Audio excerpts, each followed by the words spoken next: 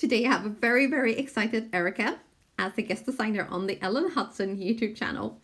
This is a huge deal for me, and I will try to keep the jibber jabber and the occasional squeal to a minimum. Today's card, I am focusing on the Dress Up Days set from the September release by Brandy Kincaid.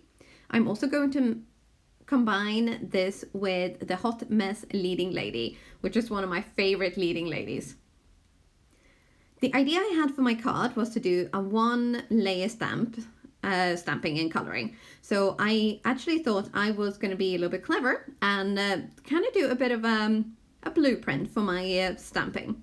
This would also help me with placing the stamps on where I wanted them to go. So I have stamped up on this, I think this is just normal sort of printer paper, really cheap, very thin, nothing special whatsoever. So my leading lady has been stamped up, and then I'm going to add the devil's horns to her head. So by placing the card or the paper, this scrap piece of paper, in my MISTI, I can then see where I want them to go. So I am first stamping them up properly on this scrap piece of paper, and then I will use that as a guide to where the placement is going to be. Now, as you can see, I also played around with a few ideas, but I decided I was definitely going to just do the devil's horns, and then we'll see what else kind of ends up on the card. So having placed the stamp and picked it up with my MISTI door, I'm going to ink it up with Ink on 3 Blackout ink. This is Copic friendly ink and probably one of my most go-to inks to use. So I have stamped this directly onto my Nina cardstock, and I'm starting out with these red Copics just to color these in. As you can see, that goes really quick because the images are kind of tiny. And then I have also stamped up these horns on masking paper, and then I'm fussy cutting these out and placing the masks on top of the horns.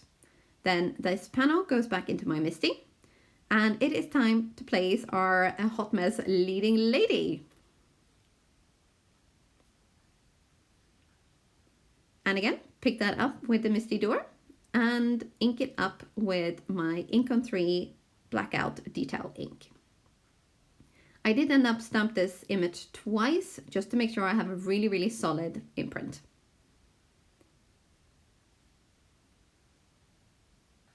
Then for some reason, despite the fact that I am not a fan of purple, I decided to kind of give her a bit of a hideous Halloween-y.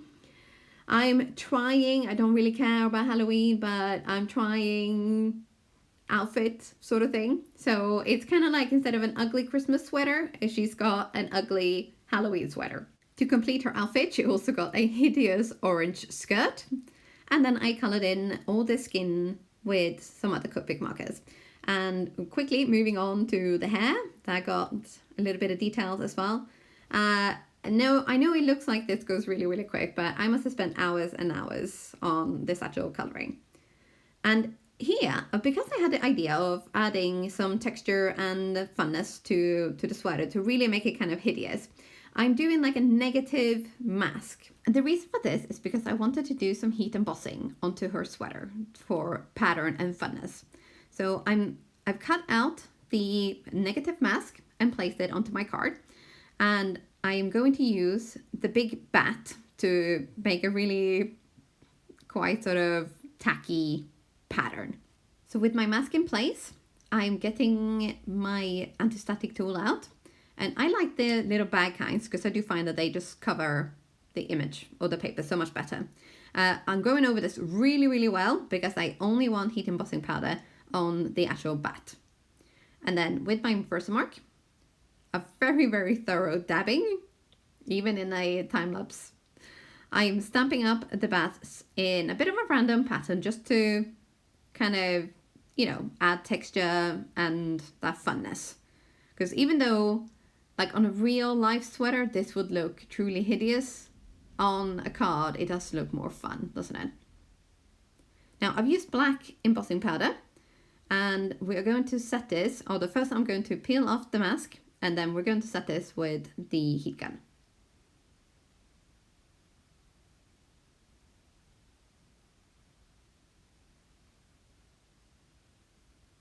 town. That's her sweater done. That looks so fun, doesn't it? Then it's masking time again, but this time the whole lady. So I'm cutting this out of masking paper, and then I'm also cutting out the little hole around her neck. Now, I didn't actually do a really, really good job of cutting out around the hair and stuff, and you will see that later on in the video, but we're gonna fix all those mistakes. So placing this down gently over the leading lady and realizing that I needed a little bit more over the horn. With everything masked and covered, it was time to get my Distress Oxides inks out and also my Picket Fence Studios life-changing blender brushes. I always have a little bit of a play with the brushes before I do anything else. I love the feel of them. And for some reason, and I apologize about this, I don't know how to fix this. This part of the video has gone tiny and funny, and unfortunately, I did not realize, and I don't know how to fix this, so we're just gonna carry on with the chit chat. So I'm starting with my lightest ink, which is a squeezed lemonade, or the squeezed lemonade. And the look I wanted was kind of a bit of a light halo bouquet look. So I am not a big fan of Halloween because I don't like to be scared. I am such a scaredy cat. I have very, very low tolerance for scary stuff. Like, oh, not fun at all. So I thought I'm gonna kind of mirror this leading lady of myself. So we are gonna use like autumnal and Halloweeny themes, but we're gonna do it fun and cute instead of scary. So my second yellow is mustard seed, and I will also move on to wild honey and blend all these in. Around the edge, I will also add spiced marmalade, ripe persimmon, picked raspberry, wilted violets, and at the top, a bit of black soot. But you will see all that happening in the time lapse. I have skipped over certain parts just because this part of the video was also very long and it's the whole, troublesome issue thing. But you get the idea of what I'm trying to achieve here, I hope. I'm not too bothered about getting that super, super, super perfect blend because I'm also going to splatter some water on this as well as some gold watercolor just for that sort of bouquet look. But one of the tricks that I use is to always I do have different brushes for different colors. And then once I've moved on to a darker color, I will finish that layer and then I will go in with the lighter color again, just to sort of even out the blend a little bit.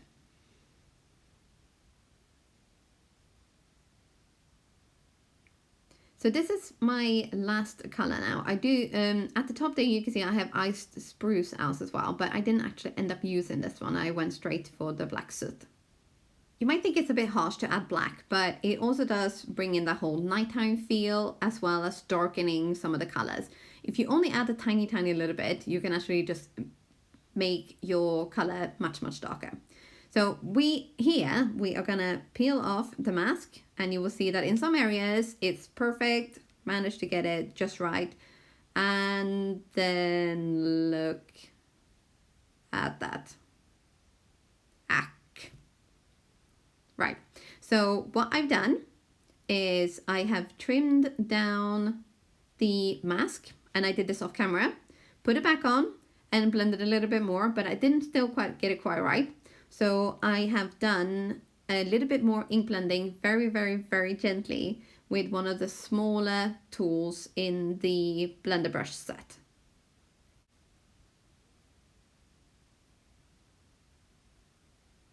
As you can see here now, I'm trying to fix it, having cut down the mask a little bit. And still, as I'm peeling it off, there's still a little bit of white areas. So I'm going in with this tiny, tiny little brush and just adding a little bit of color.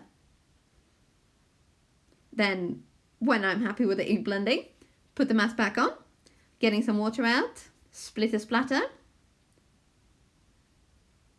And you can see the magic happening. I love this part. It's just magic. So letting that dry a little bit, I then moved on to the gold splatters. I have used Gansai Tambi Starry Colors.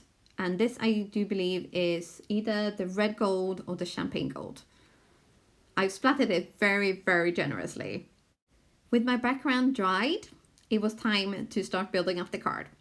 I have used some of the accessories from the dress up days. I decided to give my leading lady 2 pumpkin buckets to hold.